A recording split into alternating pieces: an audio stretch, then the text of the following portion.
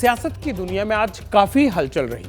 Rapid round में राजस्थान चुनाव से लेकर देश दुनिया की बड़ी खबरें देख लीजिए, फिर बताएंगे पंजाब के किस मंत्री का कैसे घटा कद। सोनिया गांधी और राहुल गांधी को ईडी ने बड़ा झटका दिया है। एजेंसी ने एक्शन लेते हुए यंग इंडियन और एजेएल की संपत्ति कुर्की है। इसमें एजेएल की 661 करोड़ तो यंग इंडियन की 90 करोड़ की संपत्ति शामिल है। कुल 751.9 करोड़ रुपए की संपत्ति अटैच की गई है।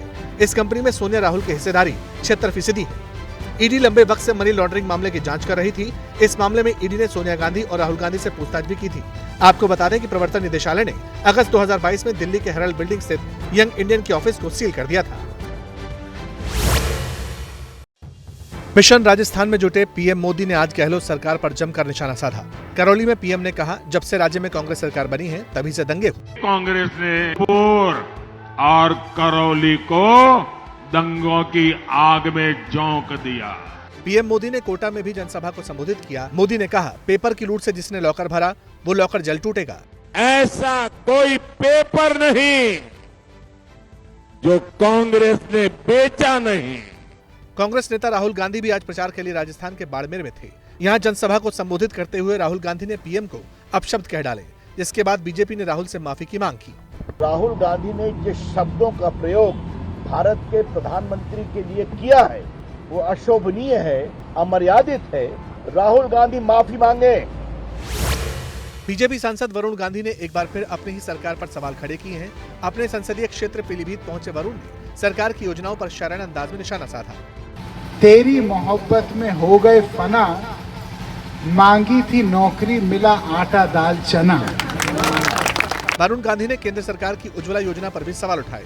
उन्होंने उद्योगपतियों पर तंज के बहाने केंद्र सरकार को व्यवसायी करने वाली सरकार बताया। वरुण गांधी ने कहा, सरकार नौकरी न देकर पैसे बचाना चाहती है कि जो पैसे बचेंगे वो फिर चुनाव में आटा दाल और चना बांटने में खर्च किए जाएंगे।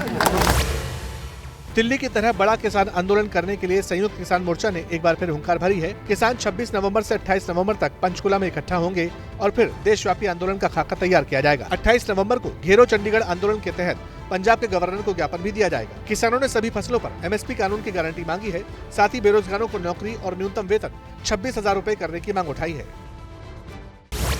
दिल्ली एनसीआर की जहरीली आबो हवा को लेकर आज फिर सुप्रीम कोर्ट में सुनवाई हुई। अदालत ने सुनवाई के दौरान पंजाब के वकील से पूछा कि खेतों में जलाई जा रही पराली का क्या हुआ।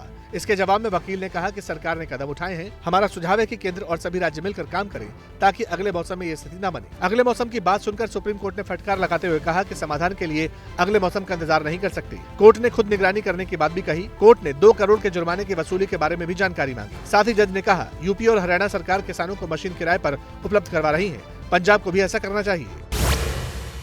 रैपिड रेल के लिए फंड नहीं देने पर सुप्रीम कोर्ट ने केजरीवाल सरकार को फटकार लगाई। सुप्रीम कोर्ट ने सख्त रवैया अपनाते हुए दिल्ली सरकार के विज्ञापन बजट से भरपाई करने का आदेश दिया। कोर्ट ने दिल्ली सरकार को 1 हफ्ते का समय भी दिया है। अगर पैसा ट्रांसफर नहीं किया गया तो दिल्ली सरकार का विज्ञापन बजट जब्त कर दिया जाएगा। जानकारी के मुताबिक दिल्ली सरकार पर 565 करोड़ रुपए बकाया है। जस्टिस संजय किशन कौल की अध्यक्षता वाली बेंच ने इससे पहले भी इस मसले पर दिल्ली सरकार को फटकार लगाई थी। जुलाई में हुई सुनवाई में कोर्ट ने दिल्ली सरकार से पूछा था कि वो अपने प्रचार के लिए कितना खर्च करती है। तभी कोर्ट ने विज्ञापन बजट को जब्त करने की चेतावनी दी थी। वर्ल्ड कप में भारत की हार के बाद पीएम मोदी ड्रेसिंग रूम में भारतीय खिलाड़ियों का हौसला बढ़ाने पहुंचे थे, जिसका वीडियो आज रिलीज किया गया। मुस्कुराइए भाई, देश आप लोगों को देख रहा है। ड्रेसिंग रूम में पीएम मोदी ने विराट कोहली और रोहित शर्मा का हाथ थामते हुए कहा कि आप यहां तक 10 मैच जीतकर पहुंचे। आप लोग पूरा 10 गेम जीत के आए हो, ये तो होता रहता है। पीएम मोदी ने मोहम्मद शमी को गले लगाते हुए उनकी जमकर तारीफ की। हमें बहुत अच्छा किया है इस बार। मोदी ने टीम के कोच राहुल द्रविड़ का भी हाल चाल जाना। कहा राहुल कैसे हैं? आप लोग मेहनत बहुत की है। प्रधानमंत्री मोदी ने एक कर भारतीय टीम के सभी खिलाड़ियों से मुलाकात की। उसके बाद उन्हें दिल्ली आने का निमंत्रण भी दिया। मंदिरों में जमा सोना चांदी के इस्तेमाल को लेकर कांग्रेस की हिमाचल सरकार ने बड़ा फैसला किया है। सीएम सुक्खू की अध्यक्षता में हुई मीटिंग में 40 साल पुराने नियम को बदल दिया गया है। दरअसल हिमाचल के अलग अलग मंदिरों में कुल मिलाकर 600 किलो से ज्यादा सोना और 235 क्विंटल चांदी जमा है, लेकिन इसका इस्तेमाल मंदिर के विकास के लिए नहीं हो पा रहा। सरकार ने हिंदू सार्वजनिक धार्मिक संस्थान और धर्मार्थ बंदोबस्त नियम 1984 में संशोधन किया है। संशोधन के बाद मंदिर ट्रस्ट को ही फैसला लेना है कि उन्हें इस सोने और चांदी का क्या करना है। हिमाचल में सरकारी अधिग्रहण में कुल 32 मंदिर हैं। इन मंदिरों में चिंतपूर्णी मंदिर ऊना और श्री नैना देवी जी मंदिर बिलासपुर में ही 200 किलो से ज्यादा का सोना जमा है। हरियाणा में सड़क पर शव रखकर प्रदर्शन करने वालों पर खट्टर सरकार सख्त हो गई है। शीतकालीन सत्र में हरियाणा मृत शरीर सम्मान विधेयक 2023 पेश किया जा सकता है। विधेयक पारित होने के बाद शव के साथ प्रदर्शन करने वालों को 1 साल की सजा और 50,000 का जुर्माना देना पड़ सकता है। गृह मंत्री अनिल विज का कहना है कि उन्होंने अधिकारियों से इस मामले में जानकारी मांगी है। विधेयक के मुताबिक विरोध प्रदर्शन करने की स्थिति में परिजनों को शव का पहले अंतिम संस्कार करना होगा। परिवार के साथ साथ अगर कोई संगठन या फिर परिवार से बाहर के लोग भी अगर शव के साथ प्रदर्शन करते हैं तो उन पर कार्रवाई हो सकती है। अगर परिजन शव नहीं लेते और विरोध प्रदर्शन पर अड़े रहते हैं तो फिर 12 घंटे के अंदर अंतिम संस्कार की जिम्मेदारी प्रशासन की होगी। लखनऊ में एएसपी श्वेता श्रीवास्तव के इकलौते बेटे की सड़क हादसे में दुखद मौत हो गई। 10 साल का नौमिश स्केटिंग प्रैक्टिस करने के बाद घर लौट रहा था, तभी एक कार ने उसे टक्कर मार दी। हादसा जनेश्वर मिश्र पार्क के पास हुआ। हादसे के बाद नौमिश को राहगीरों ने अस्पताल पहुंचाया। नौमिश की मौत की खबर मिलते ही परिवार में मातम पसर गया। Special DG law and order Prashant Kumar, DG training Renuka Mishra, police commissioner SB Shiradkar, ADG ATS Naveen Arora समेत कई अफसर एएसपी के घर शोक जताने पहुंचे। पुलिस ने आरोपी सार्थक सिंह और देवश्री वर्मा को गिरफ्तार कर लिया है। साथ ही एसयूवी गाड़ी भी बरामद कर ली गई है। जैसे ही घड़ी का काटा दोपहर 2:30 पे आए, बबीता जी का दिल सास बहू साजिश के लिए मचल जाए।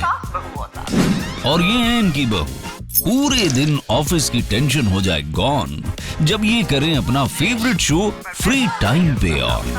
इनकी तरह आप भी देखिए अपना फेवरेट शो अपने टाइम पर और डाउनलोड कीजिए एबीपी लाइव ऐप अपने स्मार्ट टीवी पर।